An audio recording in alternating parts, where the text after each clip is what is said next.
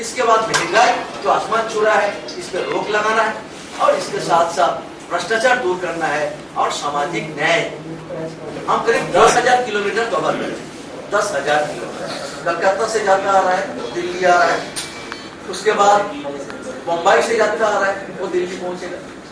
तो ये हमारा हरियाणा वाला हमारा जाता, ये भी हरियाणा राजस्थान के कारण जो परिस्थिति बनी है उसमें बिल्कुल स्पष्ट है कि हिंदुस्तान की गरीबों के लिए इस पॉलिटिक्स में कोई स्थान नहीं तो ये कभी हो नहीं सकता है कि 6.5 करोड़ टन अनाज सड़ रहा है गोदामों में, लेकिन सरकार एपीएल बीपीएल के आधार पर गरीबों को वंचित करे। ये कभी नहीं हो सकता।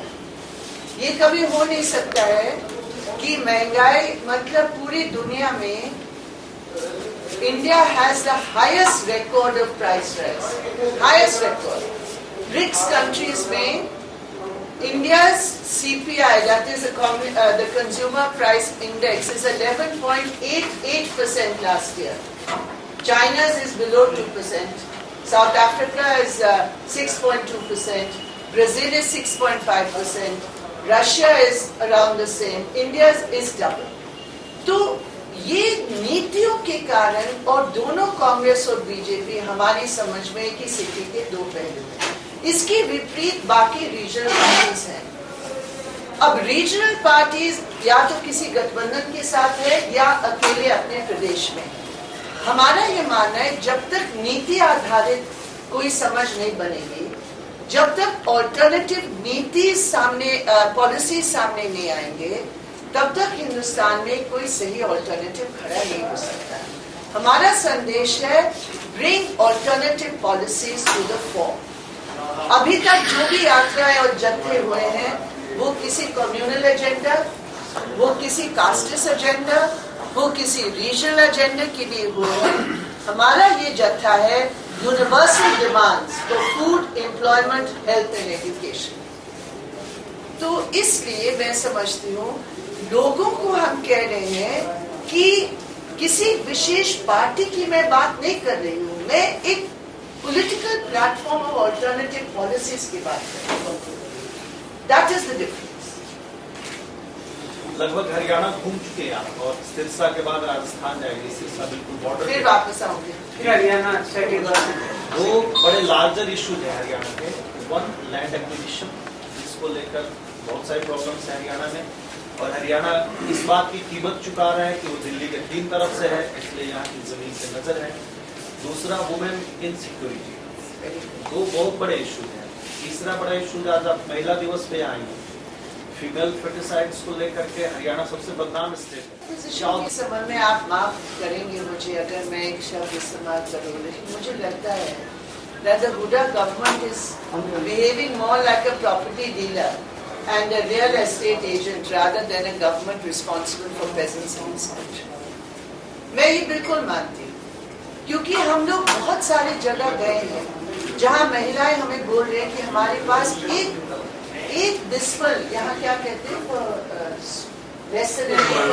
हम लोग मतलब जमीन नहीं है हमारे पास एक घर बनाने की। बहुत भूमिहीन हमें मिले हैं इस पूरे जत्थे में, लेकिन यहाँ इतनी सरकारी जमीन है, पंचायतों की जो जमीन है वो रियल एस्टेट को दिया जा रहा है, लोगों को उसमें वंचित किया जा रहा है। तो निश्चित रूप पर मैं आपसे बिल्कुल सहमत हूँ इस बात की कि land is a very critical issue in Haryana.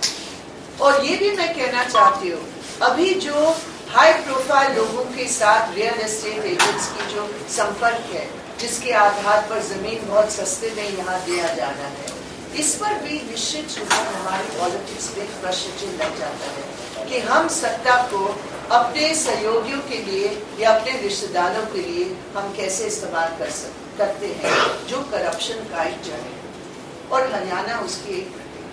तो हमारी आवाज इस जत्थे में उन तमाम और दुख है, क्योंकि मैं इसको कतई कोई पॉलिटिकल मुद्दा नहीं मानती। मैं नहीं मानती हूँ अगर हरियाणा में इस प्रकार के रेप केसेस हो रहे हैं, मैं उसको एक पार्टी पॉलिटिकल मुद्दा बिल्कुल नहीं बनाना चाहती। लेकिन मैं सिर्फ ये बात कहना चाहती हूँ, हम खुद अपनी बहनें, जगमती सांगवान थी, शकुंतला जी थी जो हमारे यहाँ जंगाली महिला समिति में काम करी, उनके साथ हम 2 बार स्वयं हम मुख्यमंत्री से मिले। हमने उनको 21 केसेस दिए जिसमें पुलिस के भी रवैया बिल्कुल गलत रहा। नंबर 2, जो औरतें थी, जो लड़कियां थे, वो इतने गरीब परिवार के थे, वो खड़े नहीं हो पा रहे, कानून की प्रक्रिया खुद तो दूर रही। हमने हुडा जी से रिक्वेस्ट की कि आप एक संदेश भेजो, आप पुलिस वालों के खिलाफ कोई एक्शन लो, आप एक संदेश भेजो, आप रिहैबिलिटेशन पैकेज दो। लेकिन आज तक हमें कोई जवाब नहीं मिला। इससे स्पष्ट है कि women's security is only to bring Sonia ji here to visit a Dalit victim's house, but not to give any relief. इसलिए ये बहुत बड़ा मुद्दा है। कानून के साथ मुझे ये भी खेद है कि सेंट्रल गवर्नमेंट ने वर्मा कमेटी के रिकमेंडेशंस जो थे उनको बिल्कुल डाइल्यूट करके एक अभी जो अध्यादेश लाए हैं, अभी पार्लियामेंट में उसकी डिस्कशन होगी। हम लोगों ने, जो हमारे महिला संगठन है, जो हमारे मेंबर्स ऑफ पार्लियामेंट हैं, हमारे मेंबर्स ऑफ पार्लियामेंट ने स्टैंडिंग कमेटी में भी डिसेंट नोट दिया है इस संबंध में। अभी हम देखते हैं कि आगे किस तरह ये लड़ाई को हमें लेकर जाना है। देश की राजनीति में आप भाजपा और कांग्रेस की भूमिका को कैसा मानते हैं? नाक नाक साफ नाक, 2 टूक जवाब। क्योंकि चाहे भ्रष्टाचार के सवाल हो, बीजेपी और कांग्रेस की एक ही नीति, चाहे प्रो कॉर्पोरेट समझ हो, गुजरात मॉडल सिर्फ एक ही मॉडल है, वो है प्रो कॉर्पोरेट मॉडल। तो दिल्ली में जो चिदंबरम जी का बजट ने साबित कर दिया, प्रो कॉर्पोरेट मॉडल। आप देखिए, किसी के लिए पैसा नहीं है, लेकिन कॉर्पोरेट घरानों और अमीरों के लिए 5,73,000 करोड़ रुपया की छूट। In last 4 years, it's over 20 lakhs crores. तो इसलिए प्रो कॉर्पोरेट है बीजेपी कांग्रेस, करप्ट है बीजेपी कांग्रेस, तो और सेक्युलरिज्म की डिफेंस में माइनॉरिटी राइट्स के लिए भी हमें एक ऑल्टरनेटिव प्लेटफॉर्म की जरूरत है। हम ये मानते हैं। मैम, लैंड एक्विजिशन से रिलेटेड बात, और दिल्ली में राज चलाने वाले सोनिया जी और उनके परिवार और उनकी पार्टी के तमाम नेताओं को इसमें बिल्कुल स्पष्ट है। वो बात तो सार्वजनिक हो चुकी है। अभी जो इनको क्लीन चिट मिला है, ये क्लीन चिट तो किसी कमेटी, जो सरकारी कमेटी है, उन्होंने दिया है, लेकिन उसकी क्रेडिबिलिटी तो है। मैडम, क्या आपका मानना है कि केंद्र कांग्रेस सरकार अपने विरोधियों के खिलाफ सीबीआई का दुरुपयोग करती है? बहुत स्पष्ट है कि जो भी सत्ता में रहे, चाहे बीजेपी की रहे हो या कांग्रेस की रहे, दोनों ने सीबीआई का दुरुपयोग किया।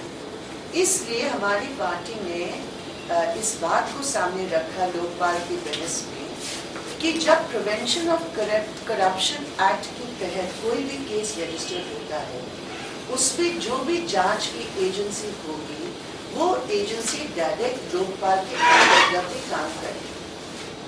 लेकिन अभी भी जो सेलेक्ट कमेटी की जो सिफारिश है, उसमें ट्रांसफर की अधिकार सेंट्रल गवर्नमेंट अपने पास रखना चाहिए, जिससे अगर ट्रांसफर और पोस्टिंग उन ऑफिसर्स की होगी जो किसी प्रिवेंशन ऑफ करप्शन केस की इंक्वायरी कर रहे हैं, तो फिर रखा क्या है? तो फिर तो वो एजेंसी सेंट्रल गवर्नमेंट के ही अंडर होगी। तो इसलिए हमने उसका बिल्कुल विरोध किया। Do NDA and UPA make an access to sabotage people's movement like civil society or other such? ये तो पार्लियामेंट में बिल्कुल स्पष्ट है। अब आप देखेंगे वित्तीय संकट जो दुनिया में थी, हमारे देश की फाइनेंशियल सेक्टर्स रोबस्ट इसलिए थे क्योंकि पब्लिक सेक्टर मजबूत रहा है। लेकिन अभी कांग्रेस ने बीजेपी की पार्लियामेंट के समर्थन से बैंकिंग अमेंडमेंट बिल लेकर आए हैं, पूरा राष्ट्रीयकरण को वापस कर लिया और बड़े प्राइवेट बैंक्स अंबानी, मित्तल, टाटा इत्यादि, अगर यही लोग अभी फिर एक बार जनता के पैसे लेकर प्राइवेट बैंक बनाएंगे तो इंदिरा गांधी के नेशनलाइजेशन ऑफ बैंक्स का तो बिल्कुल समाप्त कर दिया। तो कांग्रेस और बीजेपी इंश्योरेंस को भी प्राइवेटाइज करना चाहते हैं, बैंक्स का भी अभी प्राइवेटाइजेशन वो कर रहे हैं। हमारी पूरी जो पब्लिक सेक्टर है उसको कमजोर करना चाह रहे हैं, तो निश्चित रूप पर आपकी बात से आपका सवाल का एक ही शब्द में जवाब है, हाँ ये दोनों एक है। इसको मैम रिटेल में एफडीआई सरकार करेगी क्या मानते हैं? एक्चुअली पूरे देश भर में इसके खिलाफ सहमति है। तो मुझे तो लगता है कि बहुत आसानी नहीं होगी कि तमाम मल्टीनेशनल कंपनीज को किसी भी जगह जाकर अपनी दुकान को हम तो बिल्कुल उसका विरोध करेंगे। पार्लियामेंट में भी हमने विरोध किया और जहाँ जहाँ ये दुकानें बनेंगे वहाँ भी हम इसका। But in contrast to India and China, we have Walmart and every multinational working there. देखिए चीन का अभी भी रिटेल ट्रेड में जो सबसे बड़ी कंपनी है, वो चीन की जो सबसे बड़ी ट्रेड कंपनी है वो चीन की सरकार की तरफ चलती है। That is the biggest marketing company in China is under the Chinese government. तो वो पूरे मार्केट प्राइसेस को वो प्रभावित करते हैं। यहाँ तो मार्केट प्राइसेस वॉलमार्ट तय करें। एक वॉलमार्ट का दुकान होगा तो आसपास का 1300 दुकान मार्केट ये अपनी शक्ति